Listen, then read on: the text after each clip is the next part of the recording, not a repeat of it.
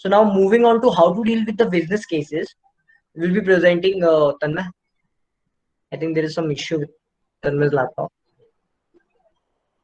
Okay.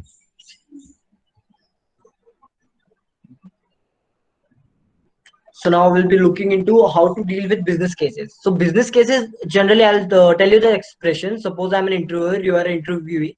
So the question may sound like that. For example, we are a chip manufacturer who is planning on to we are based out of America, who is planning on to enter India's market, and these India's market, and we manufacture chip. This is the quality of our product, and our chips get embedded into the smartphone. It can make them faster and things like that. That is the product's description. And the interviewer, as a client, will ask you, what do you think? Means how should we enter India market? What should be a course of action for the operation for the coming 3 years? So that is a typical business statement that an interviewer will ask you, and that falls under the business case statement. So for that typical example, which I just consider, we'll have to go through the specific of the product, the specific of the company, the history of the company, and the market condition of the India where you are entering, and all the competitors and everything. Who else is manufacturing that chip? What what unique selling point, USP the chip has, and all these factors you should consider. Then after considering them, you should analyze what should be the pricing of the chip, and then you may analyze what are the way we should enter in that market. So there are different ways a business can enter a market.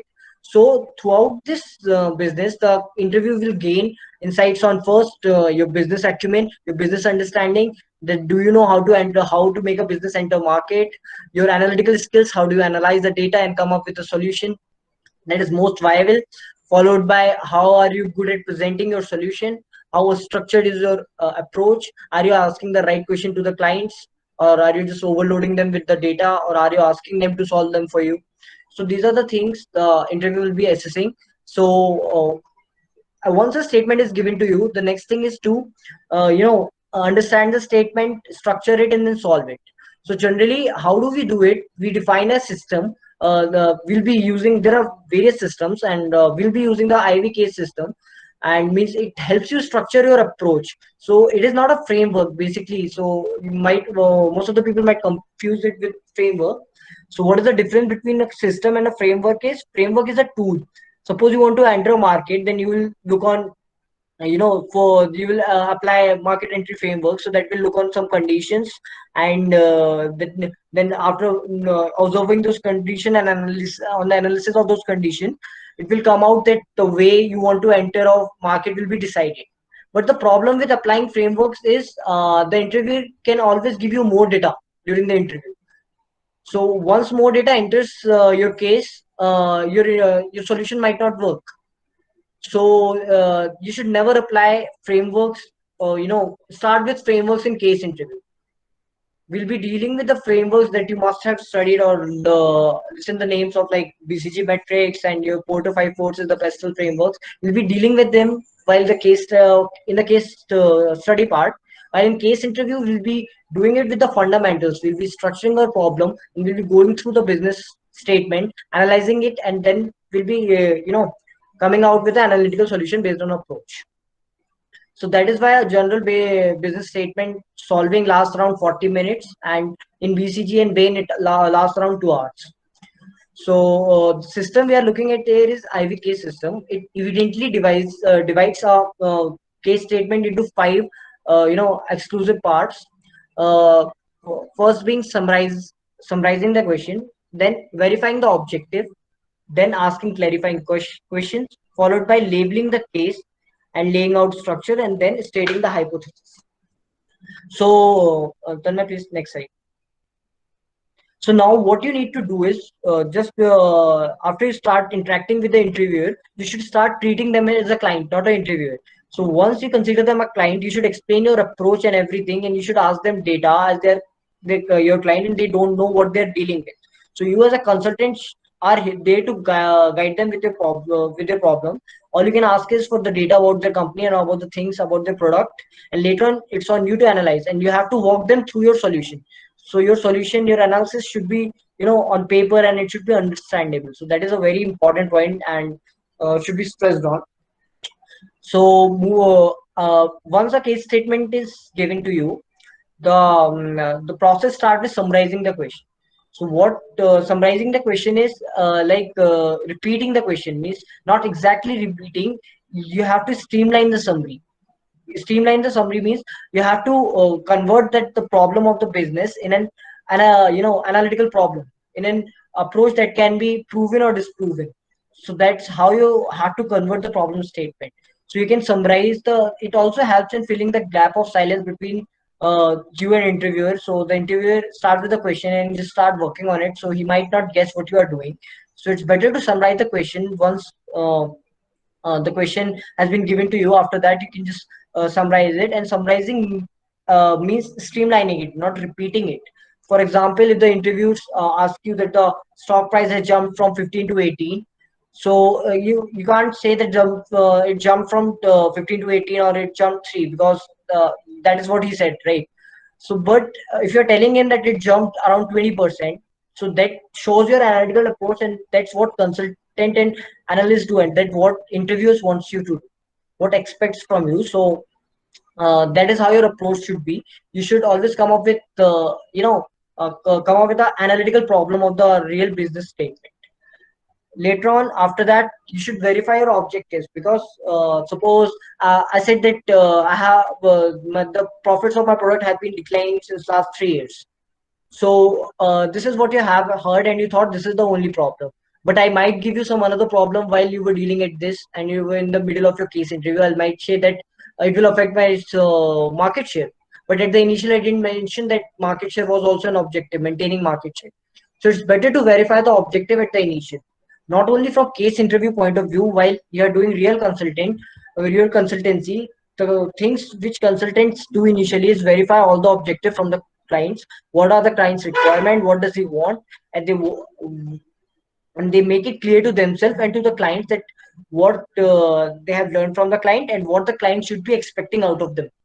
So that's verifying the objective, and you should know that the expectation should be realistic. Suppose the client said, I want to gain 100% of the market share, and he hasn't even launched their product into the market. So that is very unrealistic expectation, and that can't be possible. So you have to verify the objective initially with the client. Similarly, you should know what constitutes success for the clients. Suppose the clients is saying that I want to increase profitability, but actually he wants to beat the competitor. So he might not say it directly, but that is what constitutes success for him. WC as a point, what constitutes success is a very important factor while determining the objectives. Later on, for example, as you can see, if the interviewer says no, higher profit is the only objective, you should ask whether there are other objective, or should focus on this also, because there could be a case of maintaining market share or something. So after summarizing the question, you should verify the objectives. Please move on. Okay, then the major parts come, asking clarifying question. So asking clarifying question is the basic start point of your case study. From there, you will get the analytical data from the client about their product or about their services, and you will understand the things about their business. You will get to know about the product and the business. For the market, you have to assess it, and you can ask their clients the questions. So the asking clarifying question is a very important part, because the interviewer himself is a consultant. So the question you are asking him is a reflection of how you are thinking. So basically, the question you are asking should be on point. It's a profitability case. You shouldn't ask the way we are planning to enter the market, because it's irrelevant. So the things reflect that your approach is not structured, and you are throwing your hands in all the directions. So the clarifying question is a very important, and the problem which undergrad people like us face is asking the relevant clarifying question, because we don't have any prior experience in businesses. So the question which we need to know specific is a tough task, but you'll gain it through the experience, and later on when we'll be dealing with the cases individually, we'll get insights on the different type of what clarifying questions should be asked in different types of cases and how they're relevant. It also helps to turn the case solving into a conversation while you're asking the questions to the client, you can make a conversation out of it, which is very important, because the developing rapport with the with the client is a very important part of the consultancy process, and that's why the people judge you on the basis of your communication skills. It also helps in narrowing down the relevant strategies. Like if you are asking the relevant questions, then you can streamline your process, and you can come up to a particular strategy from where you wanted to start. The next part comes is the labeling the case and laying out the structure. Here the here after asking the clarifying question, now you have all the data about the company, you have all the information you needed to ask, you have the objective of the company. Now you need to structure that how you should move up with the problem, how should approach the problem, come up with a solution. So laying down the structure requires making an, it has various steps. First is making a issue tree. For example, the cases of declining revenue. If the revenue is declining, you can split the problem into terms of cost and volume. So either the cost is too low, or the volume is not much. That's why the revenue being generated is really less. So breaking the problem down in issue tree is the first step in labeling the case. Then the issue tree which you lay down must be mutually MISI. MISI is a very famous terms in terms of consulting. MISI implies mutually exclusive, completely exhaustive. So the issues which you are making should be mutually exclusive from them. So the issues should not reflect after upon analysis, should not reflect the same physical quantity. I mean, they should not reflect the same end of the end nodes of a tree. So that's what Missy means. And completely it should be exhaustive. You should make sure that you are not leaving anything behind. If you are considering the profit, then you are all also considering both the sides, like the cost and the selling price. You are considering both. So that is it. Make you should make your solution completely uh, exhaustive. So that is Missy. So that is about the issue tree. And later on, never to stick to a structure. The structure will help you to guide, but as the data arrives, the interview's purpose to give you data in between the interviews to confuse you throughout your process. They'll try to confuse you with the data, and the data might not be relevant. It might be relevant, and they try to break your structure. And if they figure out you are using some predefined framework and you're sticking to it, and you're just being robotic and not very being consulting, then in that way they are trying to mess up with your framework. So that's what they will do. So never stick to a structure, don't marry a structure. Always be flexible with it, and make it you can bend it as per the data is coming. About the structure, we'll be getting into the detail of different kinds of cases, and how to deal with the structure of how to deal with the cases. And at the end, please move to the next slide, Tanna. At the end, stating the hypothesis. So this is the most underrated part of case interview.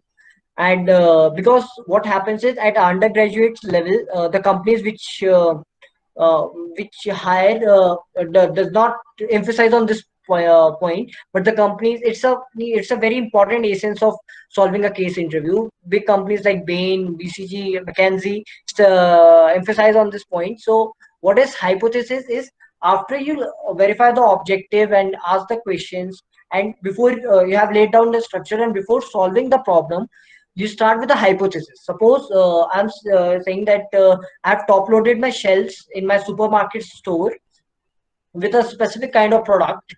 The product is selling too much, but still the overall sales of my superstore is really low. So this is my problem statement which I have given you as a client. So now after getting all the data, asking clarifying question, laying out structure and everything, the next thing you should start with is developing a hypothesis. Developing a hypothesis may mean that you'll say that your profits might be declining because the other products are not selling well. So that is the hypothesis you start with. So you might wonder that what's the point of suggesting a solution or suggesting a cause before starting even solving the question. I'll tell you, the point is, it narrows down your approach, because if you have nothing to work upon initially, you'll just stumble on the data, and you will find yourself very confused with all the data that has been given to you. You won't know where to approach. You'll start with some process, and you'll get lost in the middle of the process. So what hypothesis helps you? It narrows down the scope of the problem. It helps you, either it helps you in narrowing down the problem to either proving it or disapproving it. So once you develop a hypothesis, later on, either you can prove it through the data or you can disapprove it. Once you prove it or disapprove it, you can cancel it out of your list that this isn't the cause or is this the cause. Later on, you can focus on different points and you can make another hypothesis and then you can lead into that direction. It makes a really good impression of the interviewer, and it also helps you in structuring the problem. It helps the client to follow you through the process. So developing hypothesis is very important point during a case interview. Or like the example it's given, if you get a profit and loss case, you might say my hypothesis the profits have been fallen because of the costs have been rising. So you can start with it and then you can figure out whether the costs have risen, that's why the profit is declining, or you can either disapprove it or prove it. Or if you disapprove it, then you can move on the revenue. So that's how you can split the problem and you can use it using the hypothesis. So that is about the IV case system. It's really simple. Moving on, I'll just summarize the system for you. So this is Yeah, the, before that, let's wait for okay, questions okay. or something if there are any. Just please ask any questions.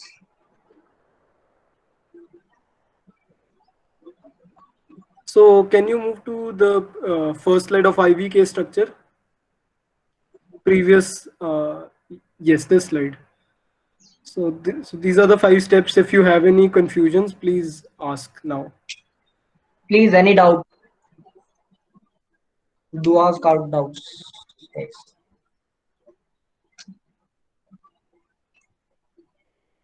I So suppose all the everything is frameworks clear. that we might study later on, or all the cases that we analyze later on, they basically stem from the IV case system only. So this is a subset of everything. Am Okay, I so right, yeah, Karthik? yes, you're right. Actually, this is a subset of solving. Yeah, it's not a subset. It's a superset. I will Superset, say sorry. Yeah, superset. Yeah, superset. it's a superset basically, and it's very generic yet important. So Tarma has asked, shouldn't disapproving or hypothesis have a bad impression of the client? So the difference between and the client and interviewer is you won't need to solve the problem in front of a client while you need to solve a problem in front of a interviewer. The impression developing a hypothesis gives is that you are moving in a direction. The interview wants to see the that your approach is structured and your thoughts are articulated. So basically they are trying to figure out that you are thinking in the right direction, and if you're not thinking in the right direction, then you're making amendments. So if you do this in front of interviewer, trust me, he'll be more than impressed. And you need not to do this in front of client because that would be a different case. But while you are explaining it, you need to explain it into, even the clients don't expect you to arrive at solution, magically. They expect you to, the clients which you will have their own businesses. They have a good understanding of how businesses works, and because they couldn't themselves figure out the problem, that's why they are here with the consultants. So it's okay to make mistakes and to move to the next hypothesis. So it's totally all right. It won't give any negative impression on the client. I hope this answers.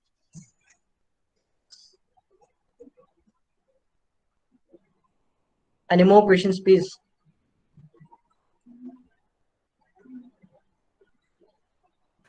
Yes, we have a number of questions. So, yeah, Karthik, can you elaborate more on laying the structure again? The Oh, laying okay, out okay. part of Yes, the yes, structure. laying out. Yes, yeah. So we'll get into the laying out the structure. While in laying out the structure, we'll deal with every case specifically. I'll explain a broad framework, a broad structure of how to approach a case.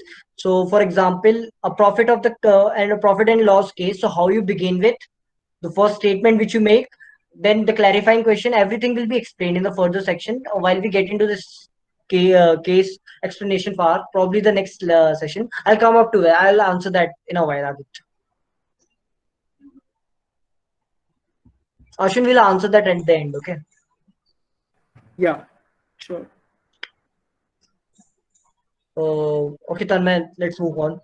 Oh, also, there's another question. Can clarifying questions be asked while structuring our case? I Yeah, mean, sure, sure. he means while structuring or at any other time during the problem solving process. Yeah, you'll need to ask clarifying questions while structuring, because at structuring you are structuring the problem and you are arriving at different aspects of the problem. So you might want to get into data. So you have to ask clarifying questions throughout the interview, and you can ask. It's the but yeah, the difference is you can't be asking about the company or background or things like that while you're structuring, because the interviewer expects you to ask that question beforehand. So the timing of question is important. Well, you can ask questions at any point of the time. Okay, now about the here's a summary of what we do. There's a detailed problem statement. You summarize the question, then you move on to verifying the objective. Once you verified the objective, just lay out this. Use some key. We come to key factors, economic factors, and the business jargons later. Then you can after you can lay down your structure, and using the MECE approach, you can label the case into the four types of cases. We come into the types of cases later on. Then after that you can ask the clarifying question. Once actually what Mazhar has asked, can we ask clarifying questions? So you can even lay your structure before and then you can ask clarifying questions. So I think it's better that way because it helps you to ask more relevant question, and we'll be doing that only in the later part. Then you can outline your approach and share your thought process. So you need to be in conversation with the interviewer throughout the process. You can't be solving your problem on your own and then just telling him the answer. Then you need to be observant on the feedback, and you need not to be moved by what he says. Like suppose you came up with a solution after an analytical approach and he's tried to give you more data and try to confuse you, then you have to stay on your answer. And your answer should be absolute, that you cannot say I think that this might would work.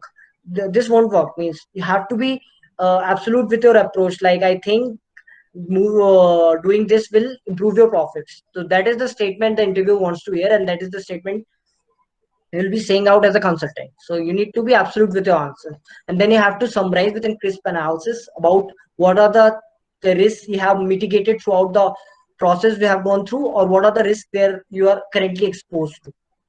So this sums up the IV case system. Later on, move to the next slide. So I think that is it for the session. Everything is covered, and in the next session, we'll be getting into types of business cases. So there are four types of businesses. There are more types of business cases, but we'll be dealing with these four because these are the ones they are asked by the consulting firms, like profitability case, market entry case, product pricing case, and growth and increasing case. So we'll be getting into each case. First, we'll figure out the structure of how to solve these case. Then we'll wander upon the clarifying questions which we have to ask throughout these cases. Then we'll look on the examples of the live cases and we'll solve them into the classroom. And maybe we can shoot some questions in your assignments too. So these are the types of cases. There are other types of cases like merger and acquisitions too, but they are not asked generally at undergrad level, and so we won't be dealing with that. So we are Ashwin are planning to uh, load on one assignment on business terms where you will get an idea of general business terms, and in the next session we can start with solving actual case study problems and how we are going with it. And also the first assignment that Ashwin posted about the guesstimates, and few people still haven't completed it. Please try to complete it because that will keep us motivated in uploading more assignment. Also, it will help you to, you know, uh, get an idea of how to solve it. Yes, we've given you ample of time for that till 31st, but yeah, please do submit it timely. And just want to add couple of points here. I think that Karthik stressed a lot on the summarization part, and a typical summary looks like this. So first you have the conclusion, and then you have a kind of an action plan or a recommendation. So, Tanmay, can you move to the previous slide? Yes. So summarize with crisp analysis. What do we mean by this crisp analysis? So when we summarize, we need to tell what all we did and what's the conclusion, and what is the followed by the conclusion, what is the action plan or the recommendation. And after that recommendation, you can mention how does data back your recommendation, which means that What are the pieces of data, logically related data, that are backing your recommendation? So what I'm saying is directly from Victor Cheng's videos. So when I watched the videos, I learned this particular thing, that what does a summary, typical summary, consist of, and how it should look like. So Victor Cheng, for people who do not know about Victor Cheng, he's one of the most celebrated figures in the consulting interview space. And at the end of every consulting consult 101 session, we'll be sharing one resource. So today I plan to share this particular YouTube playlist with you. And I think this is a 12 video playlist about consulting interviews. You can watch those 12 videos, and I think that will help you in your interviews, or maybe in interviews in general, also in case interviews in particular. Yeah, and there was one question we had left out in the. We were thinking of covering that in the end. What was that? Yeah, I explained it. The how means he was asking. Wait, let me move to the question. Yeah, elaborate on laying out structure. So basically, that's what I told. We'll be explaining how to structure the different types of problem in the next lecture, where we'll be dealing with specific problems too. So we'll cover that point, and the whole session is based on laying out the structure and solving the problem. So you don't need not to worry about it. And Yes. if you have And any doubts regarding anything in the session, please feel free to ask and open your mic, guys, and ask. Please. yeah, and also the case, these Victor Cheng videos I mentioned, you might want to watch them at the end of the Consult 101 course. So as of now, so many people reach out to me after the session. What are the various resources that we can follow? So we have we've already shared many of these resources in the first slide deck. But as of now, what my recommendation and what Karthik's recommendation would be, that you should follow the course structure that we have built for now, and later on you can maybe refer to other resources and all. Because if you try to refer to more resources as of now, you might get confused, because every resource tells us about various different practices. So every problem can be solved in various ways. There are different approaches to solve every problem. So our approach is the IV case system, say for example, but the other approach, Victor Cheng's approach, may be different, or any other approach may be different. So as of now, just follow this course properly, do the assignments, and yeah, we'll share some generic resources also. Next resource that we'll share is the important terms that you need to go through before understanding more in the consulting space. Okay, so there's a question: what is the best approach to start solving a guesstimate, rural and urban distribution, or age-wise? This is a good question, and these are the two most common splits that we do: age-wise split and a rural and urban split. But this totally depends on the kind of problem statement that's there. So there might be some problem statements where age does not really matter. So say for example, buying a mobile phone, 18 plus years of age, everyone is buying a mobile phone. Age, there might be some patterns where you may find that 18 to 30 years of age, people are buying more mobile phones, or maybe buying mobile phones more frequently, only after 1 or 2 years. And 30 years of age plus people are buying mobile phones, not that frequently. Maybe thrice, maybe once in 3 years.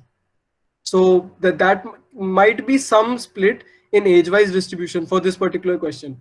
But here a better split would be rural and urban split, because rural split, only 1 out of 5 people own mobile phones in rural population, and in urban every person owns a mobile phone. So that is definitely a better split. So for some questions, the problem statement itself will give you an idea of which distribution will you use, and that will come only out of practice. So Yes, it's an also, Nestle question. like Ashwin mentioned, for example, the same question, like how many smartphones does smartphone market in India? So if you try to solve that with age distribution approach, it would be really hard, because as he mentioned, everyone above 18 has smartphones, so that would be easy to take with ruler. But these two splits cover almost everything, so just try questions and you'll get the idea. Yes, these are most common splits. I mean, there are other questions like how many tennis balls can you fit in the Boeing airplane? So those kind of questions would not require any of these splits. But these are two common splits. So in the Nestle question, we did shouldn't rural urban be better to decrease the calculation? Okay, so for the Nescafe question, so what exactly was the question? Okay, yeah. So how much Nescafe coffee is drunk by Indian people? Yeah, you can take a rural urban split also. Rural people might be drinking less coffee, only say for example um, in a month or so, or even lesser. So urban people might be drinking coffee once in a day, right, or more than that. So that might be helpful, and for that you'll have to estimate rural people, how many rural people are there, and how many urban people are there. So urban population, what's the size of the urban population? So there's a 60-40 split, as I've already told you in the previous session. And yeah, I think so. As I speak this out, I think going forward it will become easy. So it will help you decrease calculation. So it looks like a good approach.